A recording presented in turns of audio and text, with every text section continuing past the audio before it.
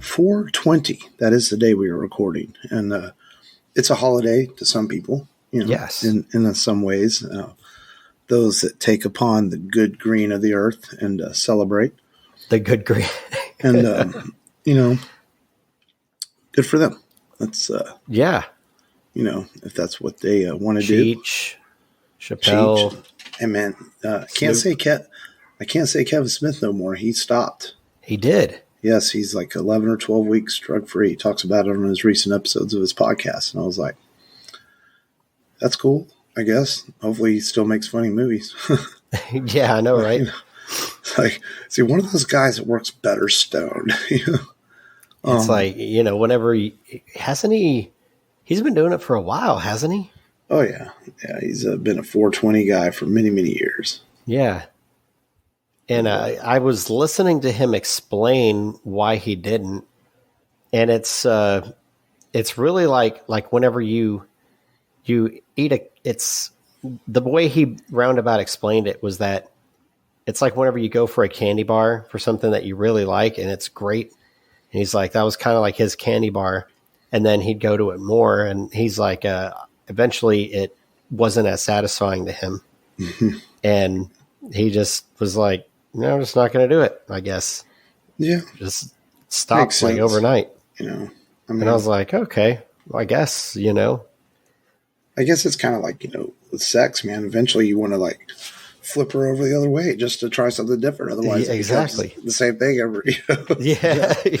I don't know if that's a good analogy or not. And, I think some people may understand. Try to. Because not everyone does the 420, so you have to explain this in some ways that they might understand. So yes, and, sometimes you flip her over and slap her in the butt and do a little crooked thing there. Crooked, yeah. But yes, welcome to the Rebel Radio podcast as we try to unrail the show within the first couple of minutes. And yes, how you doing, Matt? Good, man. I mean, speaking about Kevin Smith, and you gave me a little tip that Clerks 3 had finally made it on Stars, on the Stars app, and I watched it. And well, let's get to that in a minute. Let's get to that in a minute. You're pulling a Frank and jumping the gun a little bit because I do have to. Now that we are a part of the Comic Palooza podcast program again for like the gazillionth year. We do have to do our little bit of promotion bit before we get into what we watched this week. And so, yes, we will be at Compalooza Memorial Day weekend at the George R. Brown Convention Center here in Houston, Texas. And we'll be doing a live podcast from the show. A little bit different format than we do in our regular show. We kind of have a little bit just because our format works differently because we only have 45 minutes of Compalooza. Yeah. And so we'll be there, me and Matt. I don't know if, even though Long is on the guest list, if he wants to join us. I don't know if he will since he hasn't been recording with us. And, he sits at home and twiddles his balls and does whatever Long does. Yeah. Watches Godzilla movies. Yes. Yeah, he watches Godzilla. He puts on his Godzilla mask and he knocks over his Transformers. I mean, it's strange because I could actually see Long probably doing that. And then he would completely deny it in the straight face that Long gets and like, I don't do that shit. Man. What's wrong with you guys? Yeah. And then behind our backs, he's circling like, those motherfuckers know. Yeah, how do they know? Yeah. Are they watching my ass? Man. That's right. We love you, Long. And, but yeah, so we will be back at Compalooza. But yes, Clerks 3, man, I'm glad you finally got around to watch it. It's not what you expected, was it? It was not. I can't believe that he went like real sentimental. Mm-hmm. Like, and Rosario Dawson's character. Mm-hmm. I can't believe how they made that work. And she was even. I looked it up. She was even surprised that Kevin Smith. Well, I guess we can talk about it now. It's a 2022 movie. It's been out for a while. Well, and the thing is, she was so busy filming Star Wars and other things that she showed up just to film for a couple of days because she promised it to Kevin. And so at first she wasn't even going to be in the movie. And he was like, no, I really want you. I need you in the movie. So he wrote the small part for her and she flew in to do her part and then flew back out. And so he was able to get her the film. So it was a complete surprise to me too when I watched it. Yeah.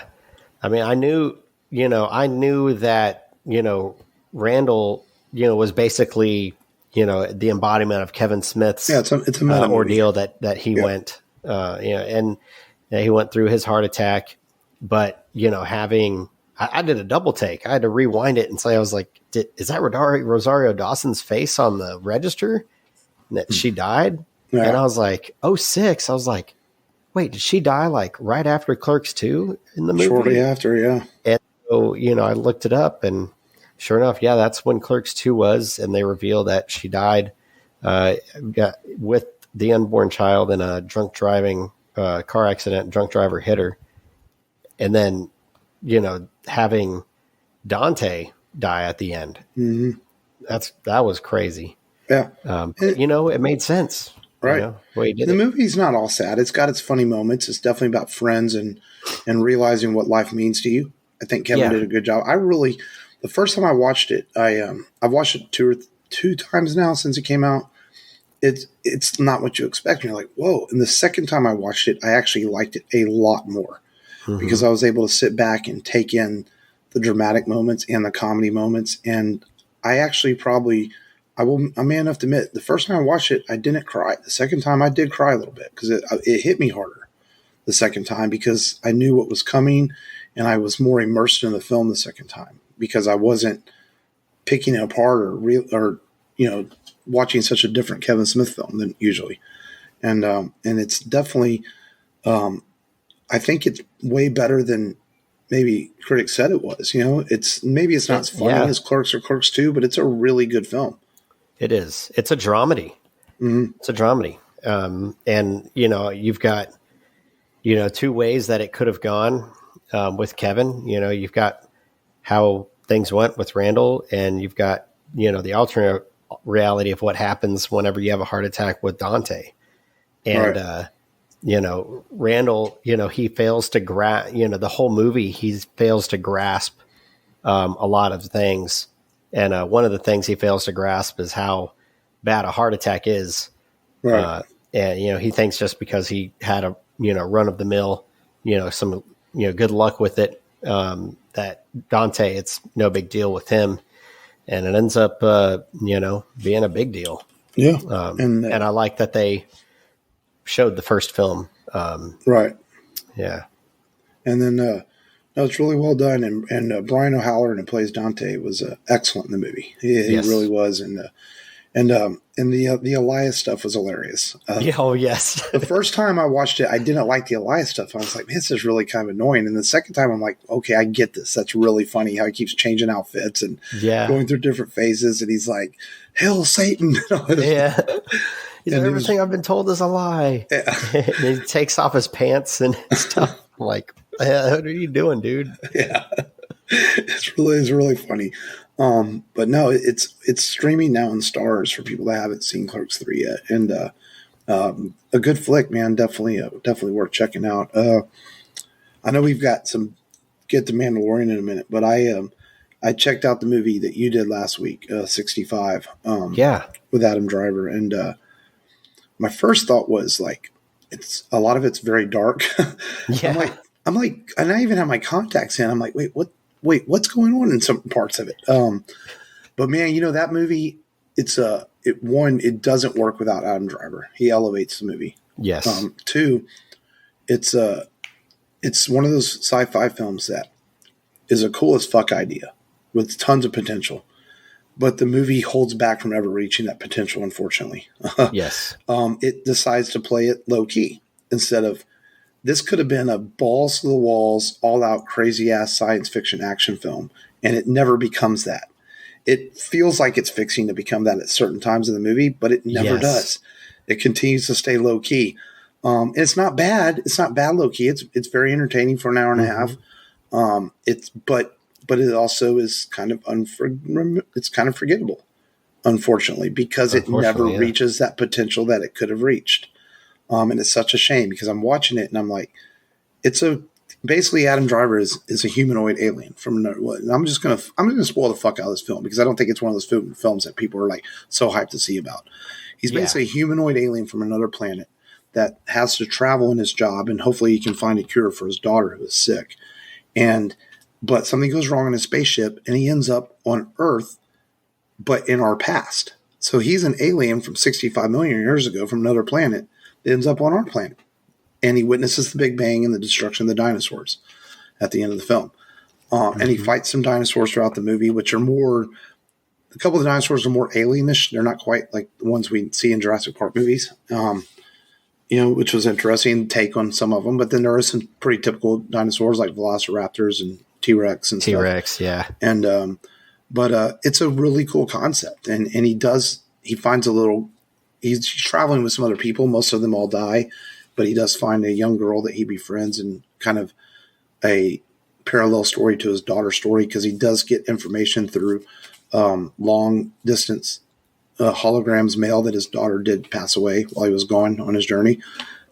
So he kind of takes on this girl as like a surrogate daughter throughout the film.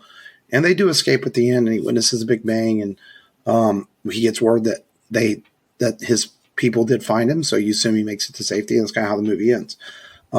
So entertaining, I think, is a good way to put it.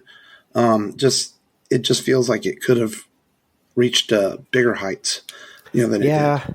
I wish it would have taken more time to really strengthen the relationships that Adam Driver has in his little world. I felt like it was lacking a little bit more emotional connection with these characters to try and make those emotional moments pop in the film. Whenever you find out his daughter dies, you're sad, but you're not like, because it immediately jumps to an action scene. Yeah. And I felt like he didn't have a whole lot of time to really build that connection with his daughter to the audience. But that, and of course, what I told you the other day, that 65 million years ago on Earth could have been like a Planet of the Apes caliber reveal. Yeah. I felt like it missed the boat on that big time too, but you're right. It could have been, if they had more dinosaur attacks, maybe a few more gadgets other than his laser gun, phased plasma rifle or whatever it is, Halo gun, Destiny gun.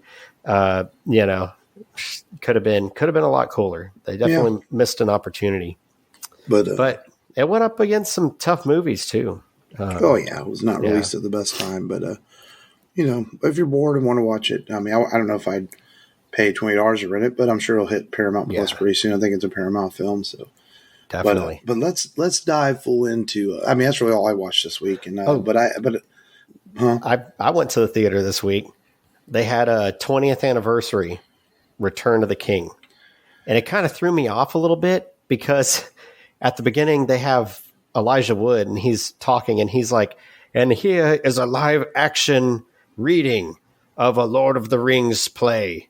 And I guess they had it because the guy who played the voice of Sauron does LARPing, I guess. And so these people are sitting at the table and they have of course, like their names. It's like a dungeon master reading what's happening in a game.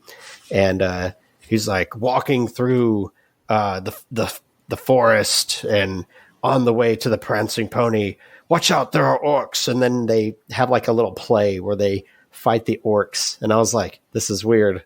Just get to the movie. But it was fun watching it. Yeah. Again, on the big screen. Took two of the kids. They were good throughout the film. But yeah, did that. Cool, I guess. Yeah. But yeah, so man, we finally got to the end of season 3 of The Mandalorian this week, and the season has been a bit. I will admit it's been a bit off compared to season 1 and 2, but I still enjoyed it. Yeah. But a lot of that was definitely forgiven in these last 2 episodes. We talked about last week's episode last week, but so we're going to focus on the finale. But first off, whenever you think you're going to doubt Dave Filoni or Jon Favreau, I think at this point, stop fucking doing that. Yep. Because these guys know what Star Wars is. I mean, this was Star Wars, this episode. I mean, action, heroism, humor, great villain, great action sequences, great space battle sequence. I mean, people said, "Oh, it's only 40-minute finale," but goddamn, I thought it felt epic for 40 minutes. I thought it did. It was fantastic. Felt longer, yeah. Yeah, I mean, as we witness the Mandalorians trying to save their planet, and Din escapes after being captured at the end of last week's episode. He escapes, and he finds himself face to face with Moff Gideon in his super suit, Mandalorian suit, and they go toe to toe in a fight. And Grogu's right there by his side as Grogu comes to Din's aid as well. And they give you a couple moments where you think, man, they're not going to dare hurt baby Grogu. But no, he comes through kicking his own ass. I mean, and of course, Gideon in fashion doesn't quite want to fight his own fight as he sends the Praetorian guards after Din as well. But they end up kind of fighting against Grogu, who does pretty damn well on his own. Yeah, he does. He holds them off pretty good. And meanwhile, all this is going on. Bo-Katan and all the Mandalorians are fighting the Mandalorian Dark Troopers that Gideon's created. And meanwhile, trying to survive up in space with a TIE fighter or the TIE interceptors attacking the Mandalorian mothership, which I thought was genius how Casa tells them all to jump into the side ships and get off the main ship and use it as a distraction. It all happens so quickly, but that just shows you the wit and how quick the Mandalores were in their battle techniques. What I was hoping to see? And okay, so Grogu got a piece of armor that he wears underneath, piece of Beskar armor that he wears underneath that robe of his. Right. I was hoping for, I know we just mentioned Lord of the Rings. I was hoping for like one of those fellowship moments where, kind of like when Frodo, he's wearing the mithril, but no one knows it. And he gets stabbed by that spear from the cave troll. And everyone just goes ape shit and all out, just takes out the troll. And then they rush to Frodo, find out he's actually okay because he had it under him. I was like, man, whenever that happened, I was like, and Grogu got that breastplate. I was like, what if he gets shot at some point? And they're like, holy shit. And they try and you forget about it, episodes later that he's got this little piece of Beskar underneath because you went and watched Lord of the Rings. Yeah, I know, right? And I'm like, what if they did that? That would have been such a cool twist that you think, oh no, did they kill off Baby Yoda? And then, Mando just goes ape shit, does some crazy, gunslinging shit. And then, Grogu wakes up and they're like, how? That shot would have skewed a wild boar. Oh, and he's like, Beskar, bitch. But then just as Din is starting to get or Moth almost gets the upper hand on Din, Bo-Katan drops in with the Darksaber and she challenges him to a fight. And they go head to head for a minute before Gideon actually destroys the Darksaber with his super suit. And then Akasa is coming down with the ship and he's going to crash into the base to take out all the Imperial base. And such a cool moment. And I thought Gideon would maybe have died by the hands of Bo or somebody, but he gets roasted in flames. Yes. And we didn't talk about how Din destroys all his clones earlier. We do discover that Moff Gideon was making clones and they wanted Grogu to try to find the power of the Force. Moff apparently watched the Sixth Day and he's like, it would be cool if I had fucking clones like Arnold Schwarzenegger, but with a little bit of Master Yoda mixed in there. and he's like, no, you robbed me of having a clone that can use the Force. How good is Giancarlo? Man, he's just such a good actor. And man, when he put the helmet on and he had like that echoey, villainous voice. Dude, I want a fucking action figure of that with that suit. I definitely want one. If they make one, I'm definitely going to get it. What if he survived, man? He's wearing Beskar. Yeah, but man, you're talking spaceship jet fuel flames, man. I mean... Well, we know of one bad guy that got roasted to bits, and he just got replaced with. Well, see, that's my thing. He took hhis mask off, and the flames engulfed him. He didn't have a mask on, so his head is roasted. I mean, because it'd be much cooler, I guess, to put Thrawn, I guess, in the next season. Well, you got Thrawn coming. Yeah. Well, I think it also sets things up for Din to appear in Ahsoka. And we didn't even get to that. Once the fight ends and the Mandalores have taken back their planet, we see the relighting of the Great Forge. We get to see Paz's son join the convert, which was nice after losing his father in the previous episode. And Din accepts the adoption of Grogu as his son so that he can be part of the Mandalorians as well. And but they're going to go off on their own missions for a while because he has to take Grogu on the journeys of what a foundling, or no longer a foundling, but what a Mandalore does. Yes. Whatever that is, which we'll find out. And he goes back to Navarro, and Chief Karga gives him a plot of land with a house, and we get to see them a little funny moment where Grogu's playing with the frogs, and they're a little happy family. But before that, we see him talk to the New Republic, and basically Din's going to take on jobs for the New Republic, things that they can't do under the table, kind of some bounty hunting, facing off the Imperial remnants, which obviously sets up the possibility of him appearing in Ahsoka and going after Thrawn's remnants and people like that. So I thought that was pretty smart storytelling. Yeah, because they haven't confirmed a season 4 yet, but Favreau says season 4 is written, so I'm pretty sure it's coming. Eventually, it's all going to be lead into this Mandalorian movie in a couple of years. We know it's coming out, but overall, man, it's definitely hard to top Luke Skywalker and what he did in season 2, But honestly, if you can step back and take Luke out of the picture a little bit, this finale was just as good as season 2, if not more action-packed in some ways. I mean, it's definitely. I mean, the Luke thing was freaking awesome, one of the greatest Star Wars moments of all time. Don't get me wrong, but as a whole episode, this episode was what Star Wars is. I mean, it really is action adventure, like the old movies heroes that George designed them to be. And that's what I felt a lot about watching that episode. I enjoyed watching with my boys, and we were just oohing and ahhing and excitement throughout the episode. And it was great, man. It's why I love fucking Star Wars. I'd have to watch it again, man. I really feel like there hasn't been a bad finale. I mean, and even with the Terminator 2 references in the ending of the first season finale, I still feel like number 2 is my favorite. The ending of season 2, this one's probably a close second. It's a real strong finale. Some people are saying it's the best. Definitely make that case. Absolutely. Right. I said I would give credit, or I would give agreement to anyone that says, even if they said the first season's ending was the best, because there was some good stuff in there too.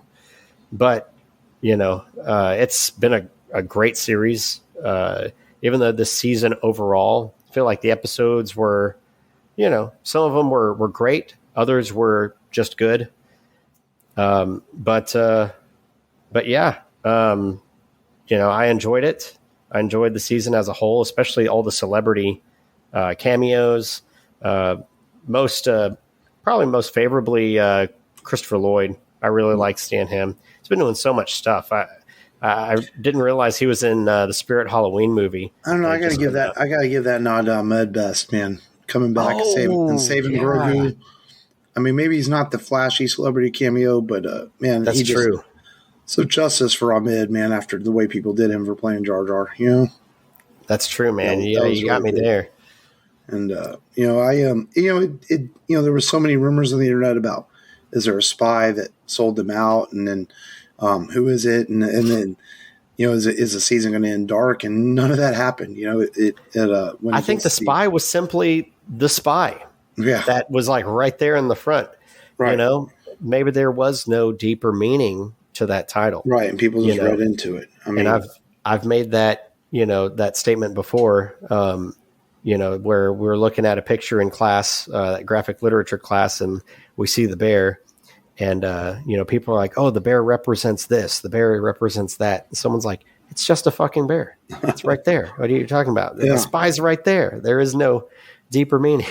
But it was awesome, and now we got to wait a bit to our next. We have the Visions animated series coming out in May, but we got to wait till August for Ahsoka. And but I have Bad Batch season 2 to watch, and I highly recommend you should get into the Bad Batch, Matt. Now that I'm gonna have to watch it again, and Breaking Bad, so you can see how good Giancarlo is. I saw a clip of him. Sometimes your phone listens to you, and I saw this episode where I guess he runs a chicken place, and I guess people go there to do business at the chicken restaurant that he runs. And I saw a little clip of him. I will not say too much. Man, he is good. You need to watch Breaking Bad. I think you'll blow through it pretty quickly. It's good stuff, man. I liked him in The Boys. Yeah. Yeah, he was in The Boys too. Yeah. First 2 seasons. Yeah. Well, I thought he appeared in season 3, 1 or 2 episodes. Maybe it was 1 or 2. Oh, yeah. That's right. Because that's whenever he gets booted from the company, has to step down. Yeah, I think he'll show back up eventually. Actually, a little surprised that season 4 is taking so long. Because it wasn't about this time last year we had season 3. It was last May. I think so. Yeah. And I don't know. You just made me think about that, bring it up. But the Mandalorain, man, just, it's really good stuff, man. I've enjoyed mostly of what Disney has done in the Star Wars era. I know there's a lot of haters out there, a lot of complainers, but I've said this many times before. It's Star Wars. Put it into my veins. I'll take it. Yes. It's my favorite franchise of all time, and I will watch mostly almost everything they do. I think the only thing I didn't watch really was Resistance because it was just that cartoon was just a little too kiddie. Yeah. But most of it I really, really like. And now I'm going to get into the second seasons of Bad Batch now. Mandalorian's over. So, but good stuff, man. We don't have a lot of news to get to before we get to today's featured film. So we'll knock out the news really quickly. We got a teaser trailer. I don't even know if this is going to appear in theaters. I think it's just an internet thing. Mm-hmm. But they announced the official title of the Godzilla Kong sequel is called Godzilla X Kong instead of versus Kong, The New Empire. Ooh. What does the Empire mean? Is that going to be like the empires of the monsters? I don't know. It's weird. But the movie's coming out March 15th of next year. We forgot a title and a release date, and our other co-host Long, and we know we were making fun of him for Godzilla at the beginning, but I know he's going to be excited for this. Hell, I'm excited for it. I really like Godzilla vs. Kong. It was a lot of fun, and hopefully this one is just as exciting. As long as it's got some monster action and some kicking ass, I'm there for it. Oh yeah, no, my kids love monster movies. I took Jake to go see Godzilla vs. Kong, and I know he's going to want to see this movie too. So there's going to be a good one you can take your older kids to. Yeah, it'll be good shit, man, I'm sure. And the second bit of news, like I said, not a lot of news this week. James Gunn, it was Superman Day a couple days ago, the 85th anniversary of the Superman being released in comic books. And so James Gunn put out a tweet showing the first page of, or the title page of Superman Legacy, saying that the script and everything is approved and done and pre-production is officially beginning. And they hope to start shooting in January. I mean, if they start shooting in January, that means we'll probably have casting as soon as Comic-Con, I would think, by the summer. You would think they're already, if they're pre-production. I mean, he said, he not just said pre-production, he said costume designs, set designs, they're full speed ahead. So, wow. So, I mean, know pretty much who they have in mind. Casting could be even before Comic-Con. Yeah. I mean, we could know casting within the next few weeks, possibly. Who knows? So there are a lot of rumors out there about Austin Butler being a front runner for the role and a few others. So we'll see. Honestly, I could see Austin Butler as a young Clark Kent Superman if they're going that route. I really could. He might have to bulk up a little bit, but I think he could do it. Kid's a hell of an actor. So. Yeah. You've got to have those chops, man. Yeah. And Reeves had that issue too. That he was a little on the skinny side. He was tall, though. But he was tall. Which helped him. And that's the thing. Yeah. Austin Butler's not real tall. But do you have to be tall, though? I mean. The camera can work for you. And we don't even know if Austin Butler's going to be it. I've just seen rumors that he's one of the front runners for the role. And we'll see where they go with it. I mean, they go a completely different direction. Some we're not even thinking. I was thinking about the other day, and I really don't have anybody that I can really think that I want the role because I'm still stuck on Henry being in the role. So I'm just going to have to trust the James Gunn and the people at DC to put someone in the role that will do it well. Yeah, as long as it's not fucking John Cena. John Cena. He's already Peacemaker. I know. Well, that's my point. James Gunn seems to have a thing about him and him being in his underwear. It's like, no. It's going to be his brother. His brother's going to be Superman. So we're from one DC property to another. Today's featured film, as we continue on with our theme month of comic book movies that just didn't quite work. And we're going to talk 2011's Green Lantern today, which is, the story of Green Lantern is basically they're a police force for the universe, and you're chosen to be given a ring, and you have a sector that you basically police, and they get their power from the planet Oa, who has a great power of willpower, is what green is, and the Guardians have been guarding the power for years, and they are in charge of the Green Lantern Corps, and they go through training like any other police force, and basically fight the bad guys. And Ryan Reynolds plays Hal Jordan. He's the lead, and Hal Jordan has the origin story like any other superhero, where he lost his father at a young age and grew up orphaned, and he's chosen for the ring through Abin Sur, who crashes on Earth, and his ring goes to Hal, and Hal has to learn how to be a Green Lantern. And that's basically the best way to describe it without getting too complicated, because the first thing about Green Lantern, the 2011 film, is very similar to the Daredevil film, is it tries to cram a whole bunch of comic books into an hour and 45-minute movie. Yeah. Because the story of Parallax should have been told over probably either an epic 3-hour film or a couple of films. And you can tell they tried to cram so much in here because there's a lot of narration. Mm-hmm. And that's the cheap, easy way to try and explain existential plot. Yeah. But that said, rewatching this film this week, I kind of like the movie somewhat, because you have to kind of just take it as a throwback comic book movie, even though it's only 12 years old, and just take it for what it is. There's some entertainment factor there. Yeah. Ryan's fine in the role. Most of the characters are. Skarsgård kind of hams it up as Dr. Hammond a bit. And, Tim Robbins as well as his father. My biggest, actually, for the first hour of the film, I kind of like it. The training and the land. Oa looks great. The Guardians look great. I mean, good some really looking well-done stuff. The biggest thing is the whole story of Parallax, how it's a former Guardian that turned into this thing that's mad at the Guardians and wants to destroy Oa. And the Parallax story in the comics is quite different, as Parallax is like an entity that takes over Hal, and Hal almost destroys the Earth, and Kyle Rayner and the other Green Lanterns have to stop him and bring Hal back to life, or not back to life, but back to reality. And so they changed a lot of that. And as a Green Lantern fan, that kind of bugged me. I was like, this isn't really Parallax. It's kind of like akin to Galactic as being a cloud in the Fantastic Four movie. They wanted something similar to Marvel's Iron Man. This was meant to be their Iron Man. And, they wanted to take a lesser known character and jumpstart the universe with him. And Green Lantern is just really complex to try and cram into a movie like that. Just for the points that you pointed out. And Martin Campbell, who directed this, who directed GoldenEye and Casino Royale, very capable director. Yeah. Pointed that out to the studio. He said, you can't do this movie.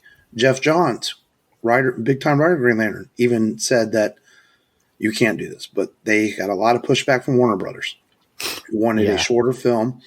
There was a lot of, according to Martin Campbell, would have been a 2.5-hour cut, which would have explained a lot more stuff. But the studio didn't want it. They didn't even give them the money to finish the film, so a lot of that stuff got cut. Martin Campbell and Ryan Reynolds also did not get along at all. But Martin Campbell has been notoriously known for being pretty difficult to work with. The studio, wasn't the studio just kind of really, yanking on these guys and trying to, impose what they wanted versus like what they felt would have worked? Yeah, they wanted a CGI movie with a CGI suit. Martin Campbell said that was a bad idea. They wanted to build the suits and make them more typical comic movie suits. Yeah. But Warner Bros. Was like, no, we want it to be CGI. And it's like the reason, and the reason that I feel like it doesn't work very well is because you don't have a sense of, one, where this film is going throughout the film, and you don't feel like Hal has really earned the ring in this film. Right. Iron Man. He's a fast talking, flyboy, just like Hal. What made Iron Man work? You took everything away. Iron Man had to work his way out of a cave. He had a clear direction of what he wanted to do. He wanted to take down his own weapons. And what happens at the end? He fights the embodiment of those weapons in Obadiah Stane. It's poetic. You have Hal Jordan. He just gets the ring after a dogfight in the air that, it's for show too. It's just to showcase something. It's not like he's trying to chase his dad's rank, which would have been really cool if they're like, oh, well, this is a chance for you to get to the same level as your father. And then they can go in deeper with that, maybe make, him chasing his dad's dreams or something like that. The reason why he's worthy for this ring. Right. But you don't get that. And you have all these different connections, his brother, his nephew, co-workers. Taika Waititi playing his friend. Taika Waititi, playing his friend. Who looks... And there's nothing... God, that dude has aged in 12 years, let me tell you. Dude, yeah. I was like, wow, he looks really old now compared to just 12 years ago. Yeah, looking at him in this movie versus Free Guy. Yeah. But yeah, it just takes, there's no effort, I feel, in making those connections. And then, he's doing things because other people say to do him. He's going through the training, not because he wants to be the great protector of Earth, because he's told to. Right. And then he just leaves the Green Lantern Corps. And then we get a 30-second action scene where he turns the helicopter into a race car. Right. And then all of a sudden, Dr. Hammond actually likes Blake Lively, but she likes Reynolds. So we're trying to force that to happen in there. Yeah. There's just, too many things that don't really mean anything. And that's what happens when you try and cram too much stuff. You lose that connection. And that's what happened. You could have done a Green Lantern origin story, but first off, doing a little more with Abin Sur at the beginning. He just sort of crashes, and there's no relationship with him and Hal, where in most comic book stories, Abin speaks to Hal for a little bit before he passes away. So there's nothing going there. We have no connection to Abin Sur. Again, most origin stories of Green Lantern, you get to kind of meet Abin Sur before he goes to Earth, and it tells you why he's going to Earth and things. And so I sort of throw that in there. And Hal, again, Hal's kind of a wise ass, which Hal is a wise ass in the comic books too. But in this, it's like almost too much. It's like, it doesn't feel like a guy who deserves what's been given to him. And and you're right, because I've read almost all of Jeff Johns' run, and that's not how Hal is. It's he does come to terms with being a hero, but he is not quite, I don't know what the word I'm looking for. Maybe not quite as reluctant as Hal is in this movie. I don't know if Hal's reluctant, or he just doesn't really get what he's doing. Yeah, he doesn't realize the scope of it. Maybe that's it. That's probably a good way of putting it. And then, but I don't feel like Ryan Reynolds mails in the role, even though he didn't really want to do it. They're all trying. Yeah. Michael Clark Duncan is awesome as Kilowog, and our second Michael Clark Duncan movie, right? Tomar Ray is played by what's his name, who's great. I like I said, I like the Oa sequences. A lot of stuff's pretty. Mark Strong is great as Sinestro. I'd like to Mark Strong as Sinestro. Another character that he's probably the closest to his comic book character of any of them, besides Kilowog and Tomar Ray. He's cunning. He's a weasel, it, but yet he kind of does care about the Green Lantern Corps until he gets a taste of the fear power with the yellow ring. And they have this whole subplot with how they have to beat Parallax because he uses the power of fear, and he creates this weapon with the yellow ring. But the Guardian's like, "Oh no, we can't do that. We'll just send Hal." Hal's like, "Oh yeah, I've got it, no problem." Yeah. And then Sinestro does show up to save Hal from going to the sun at the end of the movie, but then the post-credit sequence for the sequel never happened. He's putting on the yellow ring and is like, "Oh, I'm going to be a bad guy now." Yeah. So they never really gave you a reason to understand. Like in the comics, you understand why Sinestro becomes bad. He's fed up with the Guardians lying to him. He's fed up with them not using the necessary means to stop the bad guys in the universe. So Sinestro's quest for power to do good ends up making him a villain. He's real similar to Killmonger in that way, that his intentions are right, but they're the wrong ways of going about them. And wasn't he really good friends with Hal? Yeah, Hal are really good friends in the comics. Yeah. And you don't even get that sense over here. No. Sinestro's like a mild respect for each other, but not friends. Yeah. There was some respect at the end, Right. But whenever he first comes on, he's like fucking pathetic. Yeah, he's just a human. Yeah. Human. And I remember when this came out, man, I was so hyped for it. I was like, because I was a huge Green Lantern fan. I was like really wanting this to be good. And I saw it in theaters initially, and I didn't hate it. And then I started watching more and realized, okay, yeah, it's really not that great. What it could have been. And to me now, 12 years later, it's still fine. I don't hate the movie that much, but I do understand its flaws. But right now, it's the only Green Lantern movie I have, other than some animated films. And one day, maybe in James Gunn's universe or something, we'll get a really good Green Lantern film. But Green Lantern is a very complicated sci-fi epic. It's if you're going to tell a truly great Green Lantern story, you almost have to do it over like 3 films, almost a trilogy to tell a truly great story. Because it is that epic, and maybe one day we'll get that. If I had made this movie, I would not even had Parallax in this movie. I would have had this movie focus on first show who Abin Sur is before he dies, so you care about his death. I would have had Hal do something a bit heroic at the beginning of the movie instead of crashing a jet, to show that this guy's a hero. Then I would have built up his relationship with Sinestro throughout the movie, and then you can have some plot in here where they have a bad guy or whatever, but then have Sinestro turn on him at the end of the movie. Yeah. And that would have made for such a better story. Keep the connections small. Yeah. It worked for Iron Man because he had Happy. He had Pepper Potts, and he had Obadiah Stane, and that's it. Yeah. That's it. And the reporter he banged. Right. That's it. And, yeah, Blake Lively. There you go. She could be in that role because he ended up being with her after this movie.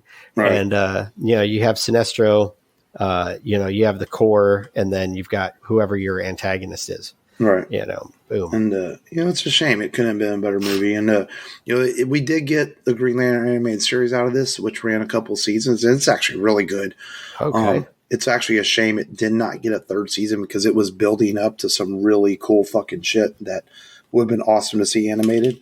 It's on HBO Max if you ever want to watch it. It's really well done, the animated series. So at least we got that out of this. And we did get, I think, as a result of this movie, I think we got Zack Snyder to come in and make Man of Steel and some of the DC movies we did end up getting over the next few years because Green Lantern wasn't the success they wanted to be, so they rebooted again with Man of Steel and moved forward. So I think there was some good things to come out of this, And wait, what year did Man of Steel come out? Was that 2012? Oh, look. Man of Steel, 2013. So yeah, a couple years later. So yeah. But since their plans to launch their universe of Green Lantern did not go through the way they wanted it to. No. And there is an extended cut of this film, but really the only difference is the sequence with his father is told in whole at the beginning of the film. Which the problem with that is when the flashbacks happen later, it's like they're kind of pointless since we already saw at the beginning of the film. So it's kind of a weird extended version to have the whole sequence with his father at the beginning, then you get flashbacks later. Yeah. But it is what it is. But yeah, Green Lantern is definitely a comic book movie that did not quite work. Had potential, could have been way better. Martin Campbell, I think, had been allowed to do his thing and make the movie he wanted and maybe not have studio interference and also maybe got along a little better with Ryan Reynolds. Yeah. Yeah. So the movie, I forget who they wanted for the role. I think they wanted someone else for the role. There were a few different actors, I think. I remember reading a few that were involved at one point or another. And, I know Tom Cruise was connected for some years there. But Tom Cruise, though, was connected to not just Iron Man, but also Green Lantern, a few comic book movies in the late mid-2000s, though, yeah. He was connected to a few. Jared Leto. Yeah. See, I don't really see Jared Leto as Green Lantern. Yeah, me neither. Nah. Too small, first off. Jonah Hill. There we go. Jonah Hill? No, I'm just messing with you. Yeah. It's so weird. Tamara Morrison plays Abin Sur, and he's just a footnote in the film. And he's always good on set, too. And of course, Carol Ferris in the comic books becomes Sapphire, one of the Purple Lanterns, but there's no allusion to that in this movie eventually. But, Nathan Fillion was, of course, a fan favorite for years to play Hal Jordan, but it was never meant to be. He ended up voicing Hal Jordan in a lot of animated stuff. I like Nathan Fillion. He also did some voice work on the Destiny games. Yeah. There was also supposed to be a Superman cameo in this at some point, but it was not going to be cast or anything. It was just going to be like Superman silhouetted in the background, but that never happened. So, movie, it's just one of those movies that had potential, unfortunately I was looking, Martin Campbell hasn't had a whole lot of successful films since this movie kind of, he's directed some stuff, but nothing major since then. So it's kind of affected his career too, as being a bit hard to work with. Pissed off Warner Brothers, man. Yeah, because he's definitely a good director. I mean, I think he has, I love Casino Royale. It's good. GoldenEye was good. So, he made something else that I remember liking, but I'd have to look it up. Oh, he made one of the Zorro films, I think. He made the first one. I think he made the first one. Yeah. Dude. Yeah. He should get another shot. Yeah, I'm sure he will at some point. But yeah, Green Lantern just did not quite work. Not quite. It is what it is, as we like to say. And we've got one more movie to finish off the month for our comic movies that don't quite work. And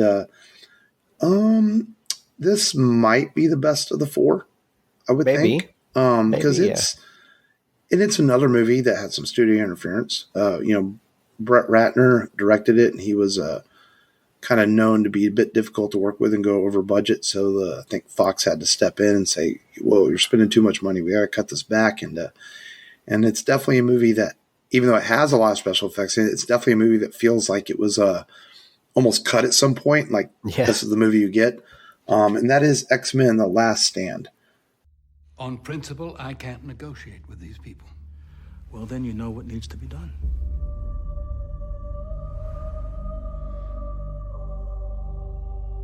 We're going to protect our citizens. Make no mistake, my brothers. The humans will draw first blood. And the air is still, and the night has fallen. There's only one question you must answer. Who will you stand with? A major pharmaceutical company has developed a way to suppress the mutant X gene permanently. They're calling it a cure. There's nothing to cure. Nothing's wrong with any of us, for that matter. You of all people know how fast the weather can change. Did you find what you were looking for? The source of the cure is a mutant. More powerful than you.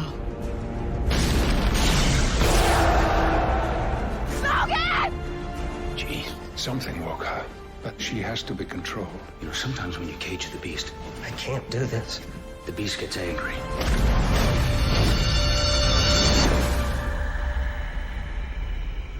You have no idea. You have no idea what is upon us now. Fury that this world has never witnessed.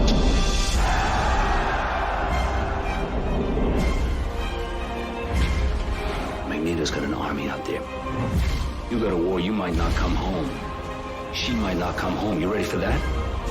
We're not kids anymore. Hey, I'm not your father. If you want to go, be sure it's what you want. It's time we make our choice. If you're with us, then be with us.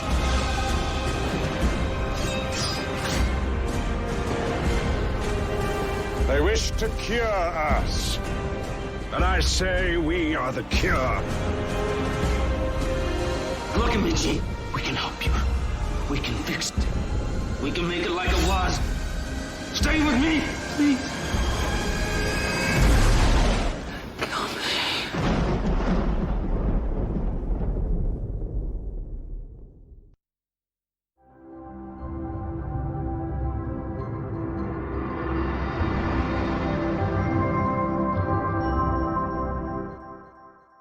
They tried to tell the Phoenix story in a weird kind of way.